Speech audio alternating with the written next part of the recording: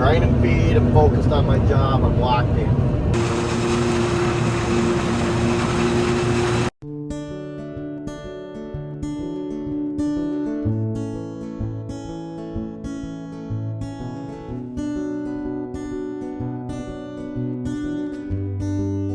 Good morning and happy day. Welcome back to New Age Custom Farming's YouTube channel. We got a day of chopping going on today, but we finished up a job. We finished up a big chopping job last night. It was good to get done. Got done at about 9 o'clock. Now we're picking up the pieces because we had all the equipment sitting out there we've been chopping out there for 4 days now, and that was just to fill 2 bunkers. They got like 5 that we filled so far, but we finished up their last corn silage bunkers. All we gotta do is go back there and do snaplage, but we'll do that when we're done with all the corn silage. So we're picking up we're getting our fuel barrel. We had a wagon with a broken spindle. A silage truck was sitting out there. The blade, the packing tractor was sitting out there. One other thing. Fuel barrel, packing tractor, truck. H&S box. Oh, one of our guys had their pickup truck sitting out there. So we picked that up. Driving back to the farm now. I drove the chopper back last night, and we drove 2 other of the wagons back last night. So then we're already at the farm. They had both of them had hydraulic hoses leaking, so we were getting them fixed this morning. I got my chopper ready this morning. Unfortunately, it's already 9 o'clock and we haven't been chopping yet, but sometimes you just got to get all your pieces picked up so we can move on to the next job. So we're going to head back to the farm right now and jump in the chopper and head across the river. So we've got 2 big bunkers to fill over there. Mason got his chopper going. He had a cutter head bearing out. He went up to Hennessy and helped the mechanic fix that. So he's been doing that for 2 days. Had to take the whole cutter head assembly apart. The knives had to come out. Everything. The drum that the knives are on came out because that's the bearing that runs the knife and the drum. So obviously that had to come apart. But he's got that back in, and he had her spinning this morning. So I'm guessing he's getting his head put on right now, and we're gonna both head out and grind some feed today. Hopefully we both grind feed all day long without a single problem. Now that's a pretty tall order, but we'll see. Alright, so Mason's getting his going. The bearing that went out was right behind here. This is just what the whole thing rocks on. There's a bearing in there that the knife drum spins on. You can see this is the drive side here. So this belt goes back to the engine basically and spins the knives this way. The feed comes in here, and then the knife comes down on a shear bar and cuts it off. So he's got a sensor here not working he's playing with to get it to work, but I'm guessing it's a knock sensor that he's having troubles with. Yep, that's what it is. So right there is the shear bar. And they call it a knock sensor, and that shear bar is on a threaded rod. So after you sharpen the knives, it works the shear bar back until it starts knocking on the knives, and then it knows that it's as close to the knives as it can be without actually touching it. So it senses it touching the knives, and then it backs it back a millimeter, not even, a thousandth of an inch away from the knives. Because when you sharpen the knives, obviously the knife gets shorter, and then the knife is further away from the shear bar. You want that knife right grazing the shear bar. So there's a sensor on both sides. That's the left knock sensor right there. And then the right one is right here. Over here somewhere. Whatever. It's in there somewhere. That's harder to see on this side. It's down there. So, and that belt there is spinning the processor. I'm loading up in the trusty fuel truck. Normally we have a fuel barrel behind it, but the fuel barrel is at the job that Mason's chopper is at. So I'm just taking this truck and taking it over there. So let's go out to the field. Load up. Get up. Watch out, you're not driving.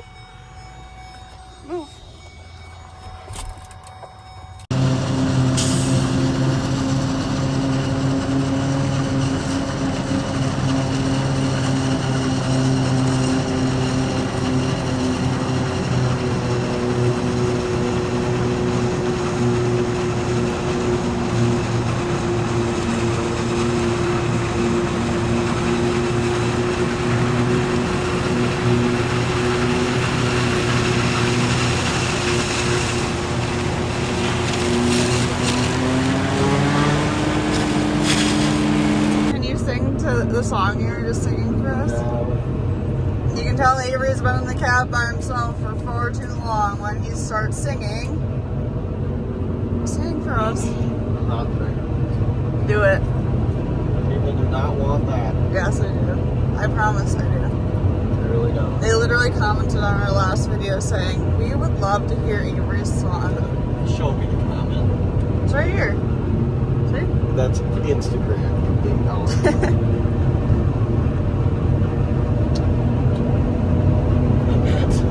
I'm just grinding feed. I'm focused on my job. I'm locked in.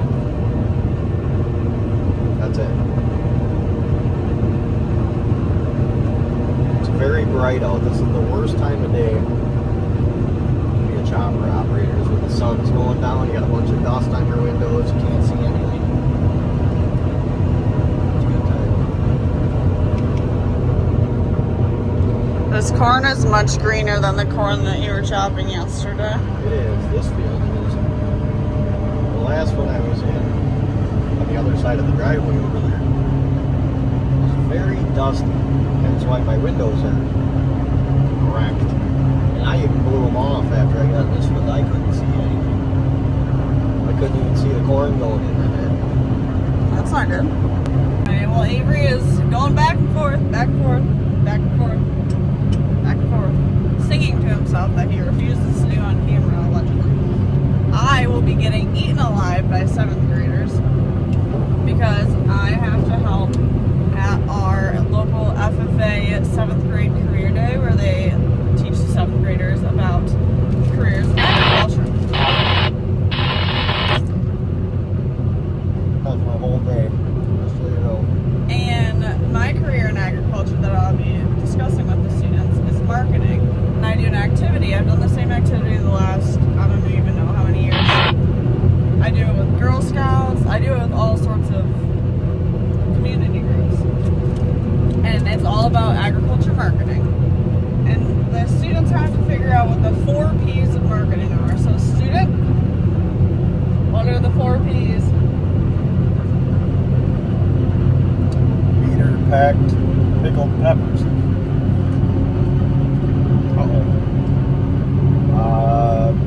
Prosper. Peter. I have no idea. Product is 1. Product placement. Place. Product place. Product place. People. Not Nope. people. Well, who are you marketing to? Maybe it should be 5 P's. It's really close. Like what you just described is close to one of the keywords, but instead of thinking about the people, you think of the other part of what you said. You're worse than some of these 7th graders. Product, place. Give me another hint. How do you convince people to buy your product? By selling it. What's like another thing? Not selling it, but like, By talking good about it. yeah, what would be a keyword for that? Prosper? I don't know. I have no idea. Do you want me to tell you? Yeah, I guess. For that one or Just for that one. promotion? Oh. This is really, Okay, well, give me a hint on the last one. well, the only hint I have is really obvious. What does it have to do with? How you make money.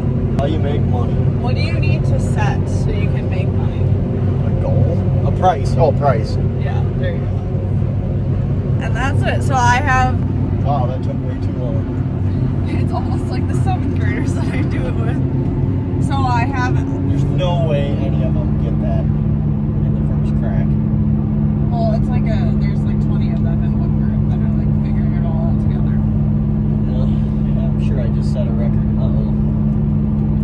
You just turned that on.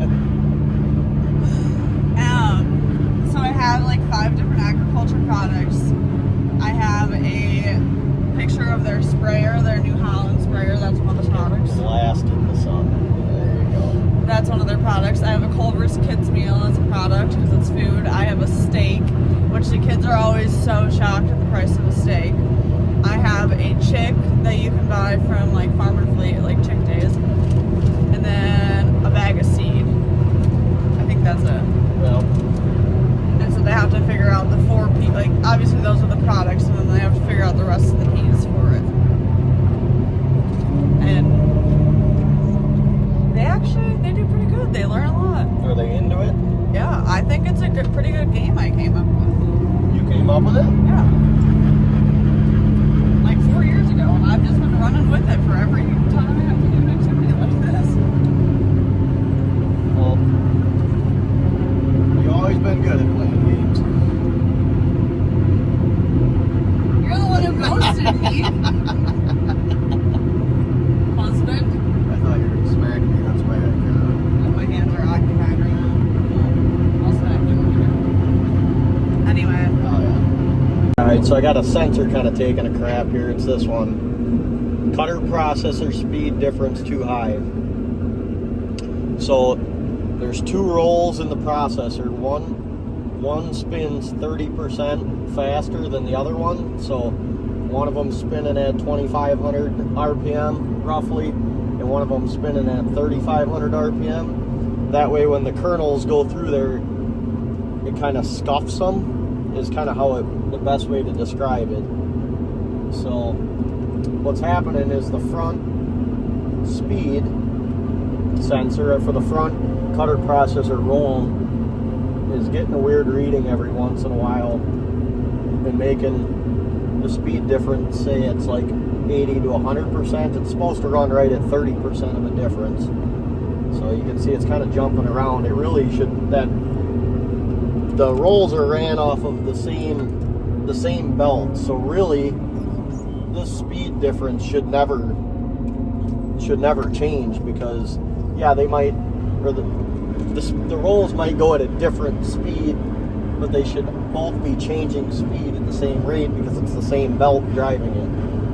So it should just lock right at 30 like that.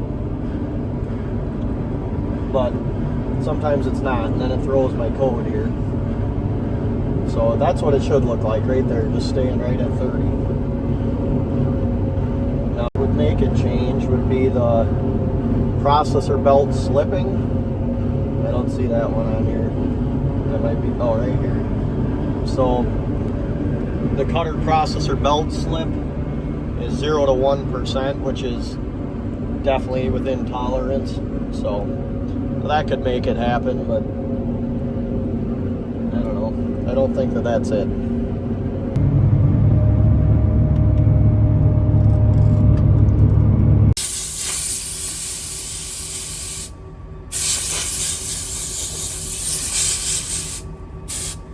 Whoa. And that's it for today's video. Thanks so much for watching, and we'll see you in the next one. Bye.